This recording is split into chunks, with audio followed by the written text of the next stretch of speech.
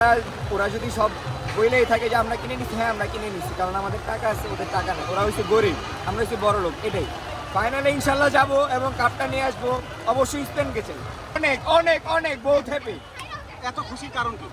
Argentina জিতছে ছিলাম, কারণ বলা যাইতো না, যদি এমন হইতে পারতো সুইজারল্যান্ডও জিততে পারতো, কারণ ওরাও ভালো খেলে আসছে। তো আমরা জানি আর্জেন্টিনা কিছু না কিছু একটা দেখাবে, এটা আমরা আশা রাখছি। আসলে কাকে চাচ্ছেন যদি ফাইনালে যান?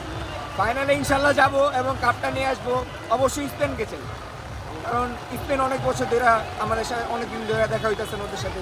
যেহেতু লামিন ইয়ামাল আছে, মেসি আর কি লামিন ইয়ামাল মেসির আইডল, মানে তো হিসাবে আইডলের সাথে একবার দেখা হোক লামিন ইয়ামালের, এটাই চাই।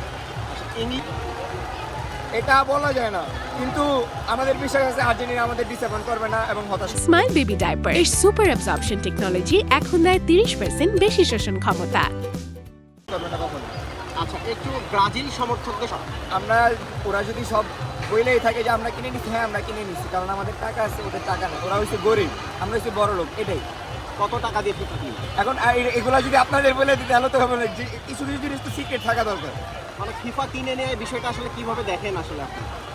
ওরা তো আমাদের বানাই দিয়েছে যে আমরা রেফারি কিনতেছি, এই কিনতেছি, সেই কিনতেছি, আমরা যদি কিনে থাকি কিনেই নিতেছি।